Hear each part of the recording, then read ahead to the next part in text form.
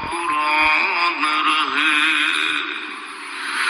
اور یہ تمنا ہے کہ اس دنیا میں کوئی کام کر جاؤں،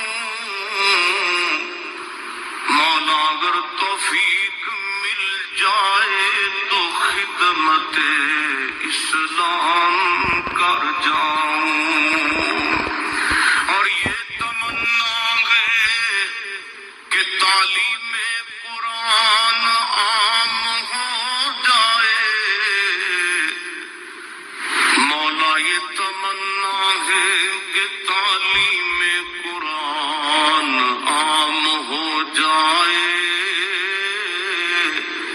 تمام پرچموں سے اونچا پرچم اسلام ہو جائے۔ تو رحیم ہے تو کریم ہے،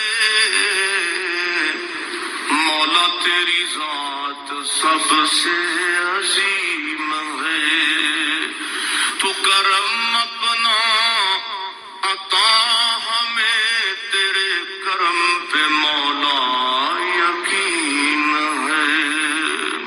نشہ ہے بھائی، دولت کٹھی کرنے والا کسی جگہ سیر نہیں ہوتا، حسن کا نشہ ہے، حسن کا نشہ ہے۔ حضرت ابو بکر شبلی رحمۃ اللہ علیہ فرمایا کرتے تھے جو تیری بیٹی کو خوبصورت سمجھ کے اس کے ساتھ نکاح کرنے تھے اسے بیٹی نہ دینا۔ حضرت جی کیوں؟ فرمایا حسن تو تھوڑے دن کے بعد ختم ہو جائے گا، پھر وہ اس کی قدر نہیں کرے گا، وہ تو کہیں اور منہ مارتا پھرے گا۔ حضرت ابو بکر شبلی رحمۃ اللہ تعالی علیہ کی بیٹی خوبصورت تھی، ایک نوجوان کہنے لگا میرا نکاح کر دیں۔ آپ فرمانے لگے پتر تو 1 مہینے کے بعد آنا، کر دوں گا، بڑی موٹی تازی خوبصورت صاحبزادی۔ تو حضرت نے اسے دوائی کھلائی، اسے پخانے لگ گئے، جو پخانہ کرتی ایک مٹکے میں سنبھال دیتی۔ تھوڑا وقت گزرا تو وہ ہڈیوں کا پنجر بن گئی، مہینے بھر میں دست اتنے آئے کہ کمزور ہو گئی۔ تو ابو بکر شبلی 1 مہینے کے بعد نوجوان کو بلایا، فرمایا ادھر آ تیرا نکاح کروں۔ بچی دکھائی تو وہ کمزور بستر پہ پڑی، فرمایا شادی کر، کہنے لگا اسے نہیں میں نے کرنی۔ فرمایا یہ وہی ہے؟ کہنے لگا جی نہیں۔ فرمایا تو کہتا تھا مجھے عشق ہے، کدھر گیا تیرا عشق؟